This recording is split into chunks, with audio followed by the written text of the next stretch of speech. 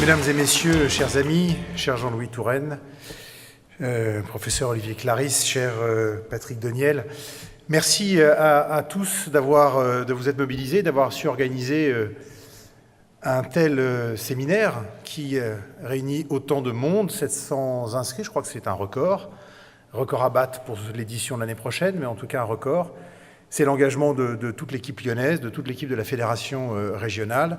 C'est l'engagement des services aussi et des équipes de SPH et de la fédération. Bref, l'engagement de tous pour organiser un rendez-vous qui maintenant est devenu traditionnel, important et particulièrement, j'allais dire, dans la période actuelle et la densité des sujets que vous allez évoquer, leur actualité surtout, montre que ce qui va se réfléchir et se dire ici est important pour les mois et années qui viennent, compte tenu, comme l'a rappelé Jean-Louis Touraine à l'instant, que nous sommes à une période charnière à deux niveaux.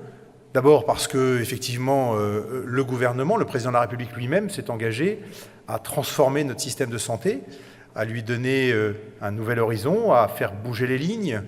Et c'est un chantier, bien sûr, que nous appelons de nos voeux. Mais aussi charnière parce que la situation que connaissent les hôpitaux n'a jamais été aussi, sans doute, tendue. Et que, comme à juste titre, Jean-Louis Touraine le disait à l'instant, si le schéma cible dessiné par le président de la République est intéressant et porteur et sans doute va nous permettre de pérenniser un système de santé auquel tiennent les Français et dans lequel l'hôpital est sans doute le maillon essentiel, il y a le chemin de la transformation, cette période intermédiaire qui nous laisse encore pantois alors que l'hôpital est confronté à des défis majeurs et à des tensions budgétaires, financières, tensions d'organisation qui sont immédiates, réelles et que l'on vit et que vous vivez tous les jours. Donc l'importance de ces réflexions, je disais, parce qu'elles vont venir nourrir aussi le travail de proposition, d'adaptation bien sûr, auquel nous sommes tous appelés, mais aussi de proposition de notre fédération pour participer utilement au débat qu'ouvre le gouvernement. Au cœur de tout ça, il y a la question du financement de l'hôpital. Et dans les promesses d'ailleurs de réformes à venir, il y a la question du financement de l'hôpital. Dans les réponses apportées aujourd'hui, il n'y a pas encore la question et les réponses à cette question du financement de l'hôpital. Mais néanmoins, le sujet est essentiel et vous le savez, ce n'est pas à vous, spécialistes de ces questions, techniciens et professionnels de ces sujets, que je vais le rappeler. On sait que depuis 15 ans, la mise en place de la tarification à l'activité a permis à nos établissements, j'allais dire, de profondément évoluer, de profondément changer, de profondément se moderniser.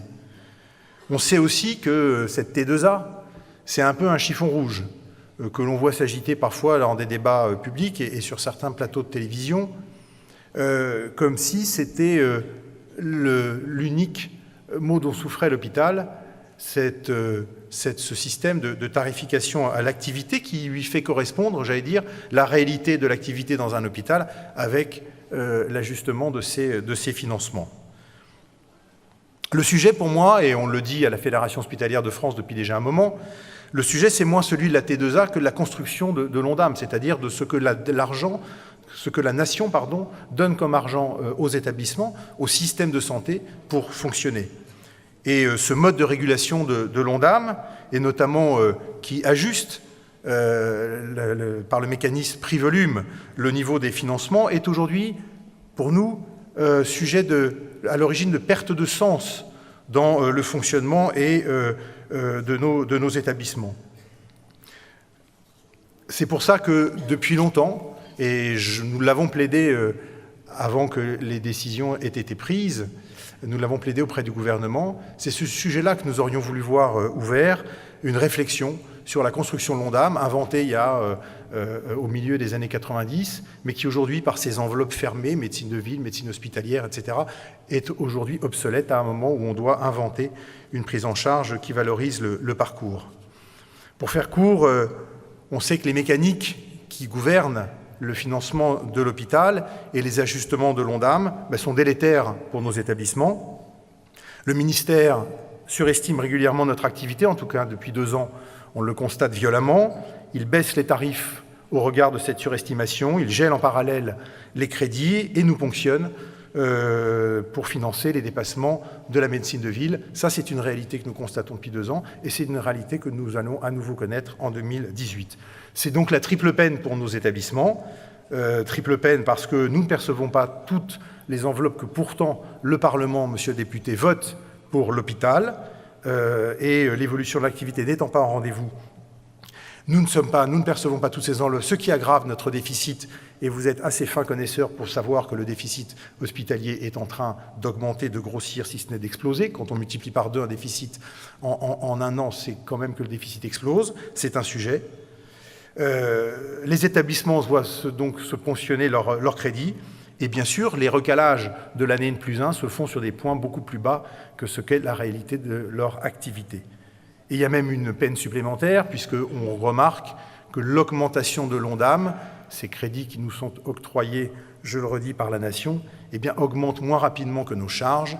Et là aussi, ce décalage est délétère pour la mécanique et le fonctionnement de nos établissements. Donc, parmi les messages que porte notre fédération depuis la création de ces journées, de ce séminaire, il y a celui de la nécessaire corrélation entre les tarifs et les coûts. Il y a aussi celui de la prise en compte réellement de l'augmentation des charges des établissements.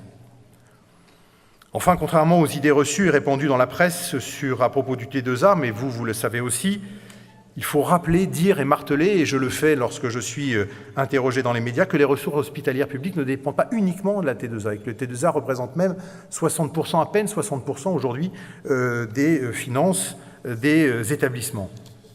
La mixité du financement, c'est donc déjà une réalité au sein de nos établissements, et c'est pour ça que nous plaidons pour un maintien de la T2A, mais en y adjoignant un financement à l'épisode de soins et au parcours de santé avec des incitations à la qualité, à la pertinence et à l'innovation. Et donc pour lier de façon plus étroite les financements au respect des meilleures pratiques cliniques. C'est les sujets que vous allez aborder pendant 2 jours et je veux en dire un mot. À propos du financement, de la pertinence des soins et du parcours, vous savez, et ça a été rappelé notamment par le professeur Clarisse, la Fédération hospitalière de France en a fait un combat depuis longtemps. Et nous avons publié il y a quelques semaines à nouveau une étude faite avec le cabinet EVA qui montre à nouveau des disparités régionales dans les taux de recours à certains actes chirurgicaux. Et c'est inexplicable. Quand on dit aux Français que vous avez pour telle ou telle pathologie 2 fois plus d'opérations dans la Nièvre que dans Lyon, département voisin, ou dans telle ville par rapport à d'autres, qu'il y ait des disparités énormes, c'est incompréhensible et c'est surtout inexplicable même pour nous spécialistes. Si ce n'est bien sûr, nous savons les mécaniques qu'il y a derrière, mais pour le grand public et pour les Français, devant lesquels nous sommes redevables, et nous devons faire œuvre de pédagogie, cette disparité de prise en charge, ces disparités de pratiques médicales sont souvent inexplicables et sont pour nous une source de recherche d'efficacité et de pertinence nouveau. La chasse aux actes inutiles, ça doit être un objectif national et pour cela, il faut introduire des mécanismes de financement incitatifs à la pertinence.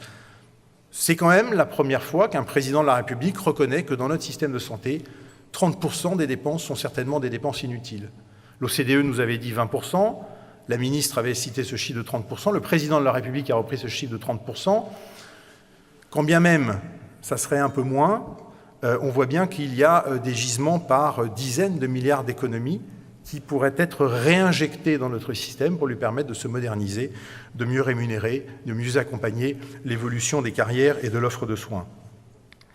Notre fédération, vous savez, s'est aussi engagée à propos de la pertinence au travers du programme Choisir avec soin et nous poussons les établissements à s'investir dans ce programme qui est pour nous essentiel. Et puis notre fédération, et je ne serai pas trop long, aussi est à l'origine de la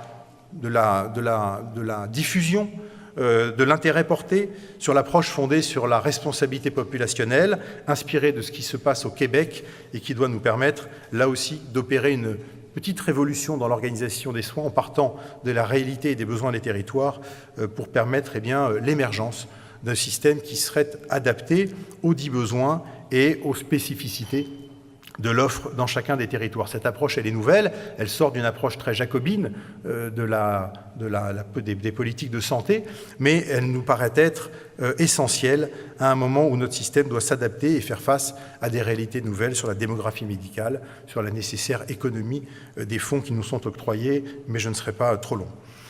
La qualité et l'expérience patient que vous allez évoquer sont aussi au cœur de nos préoccupations et des amendements que nous allons porter et proposer au Parlement à l'occasion de la discussion sur le projet de loi de financement de la sécurité sociale.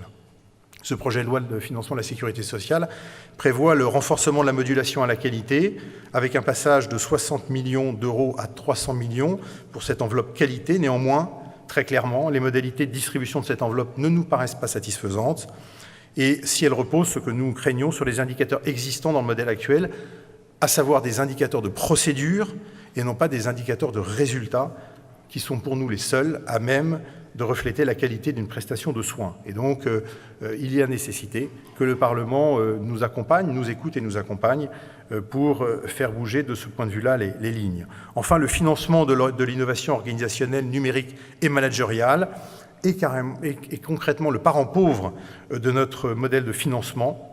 Et c'est pourtant un levier essentiel pour le futur de notre système de santé de garantir des crédits pour l'investissement, mais aussi pour l'innovation.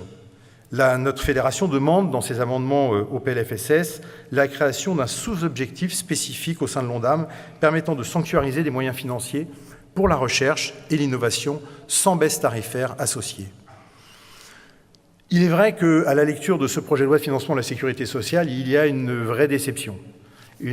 Pas dire des illusions, mais en tout cas une vraie déception à voir que finalement la première brique concrète qui est posée sur ce chemin de transformation qu'a souhaité le président de la République ne correspondait pas aux besoins et ne nous permettait pas certainement d'opérer ce virage vers le schéma cible dessiné par Emmanuel Macron. Il y a un décalage certain et l'impression qu'on est toujours dans la même mécanique d'économie la même logique d'économie pour les économies imposées aux hôpitaux. Et cela nous paraît délétère à un moment où, je le disais en démarrant mon propos, la situation n'a jamais été aussi tendue. C'est pour ça que notre conseil d'administration a expressément, dans une motion, demandé un plan d'urgence pour les établissements publics de santé qui ont besoin d'oxygène aujourd'hui ou dès 2019 et pas d'attendre 2023-2024 que se mette en place progressivement ce système de soins évoqué par le président de la République. Voilà la situation qui est celle que nous connaissons, que vous connaissez, et la responsabilité qui est la nôtre dans les changements à conduire. Jean-Louis Touraine, Olivier Clarisse, ceux qui sont intervenus avant moi l'ont tous rappelé. L'attente est importante. Les Français comptent énormément sur le système de santé et dans le système de santé sur les hôpitaux, les établissements publics. Notre capacité à porter le changement, je crois, nous l'avons démontré. Depuis des années, on demande à l'hôpital un peu plus de milliards d'euros d'économies chaque année, et un peu plus chaque année, et un peu plus l'année suivante. 7 milliards d'euros ces 10 dernières années, 3 milliards d'euros d'économies ces 3 dernières années. Il n'y a pas d'autres exemples d'administration publique qui aient, à ce point, aient été obligés de modifier leurs organisations, s'adapter aux changements, intégrer le progrès médical, faire les économies qui étaient demandées, sans dégrader la qualité des soins, en tout cas en essayant de la dégrader le moins possible. Et cette capacité d'adaptation a certainement des limites. Alors, je ne veux pas jouer les prophètes de mauvais augure, mais il y a un moment où on ne peut plus demander aux hôpitaux, aux hospitaliers, dans une voilure constante, d'être toujours plus efficaces sans que les règles du jeu changent. C'est comme si on demandait à un coureur de 100 mètres de courir toujours le même temps, mais chaque année, on lui met un peu plus de pierres dans le sac à dos qu'il a sur le dos. Et inévitablement, à ce jeu-là, il y a un moment, on est moins performant et on court moins vite que l'année précédente. C'est une image, mais c'est vrai que cette logique-là, il faut en sortir. Le président de la République a dessiné un horizon qui est porteur effectivement de changement. La période intermédiaire, et je le disais, nous inquiète énormément parce que les règles du jeu ne changent pas et la mécanique en cours continue et est dangereuse. Voilà la mobilisation de notre fédération. parce que derrière, je le disais, il y a les Français qui nous regardent, qui nous attendent et qui espèrent que ce système de santé, nous serons toujours capables de le faire tourner comme il tourne aujourd'hui. Nous portons des valeurs qui sont essentielles à la République, nous portons des valeurs qui sont essentielles aux yeux des Français. Nous sommes, j'allais dire, une structure qui est intégratrice, forte, et qui surtout est un des matelas de notre République. Nous sommes protecteurs, nous incarnons ces valeurs, mais il y a un moment, il ne faut pas trop tirer sur la corde. En tous les cas, sachez que notre fédération, à vos côtés, sera toujours mobilisée, et toutes les équipes, Zaïne Larriette, la déléguée générale qui est au premier rang, les équipes de la fédération, nous ne sommes que les messagers de votre mobilisation. Donc, bons travaux, que ces travaux soient porteurs de sens, soient porteurs de propositions, et qu'ensemble nous soyons forts pour résister, nous développer, innover et tenir. Merci beaucoup.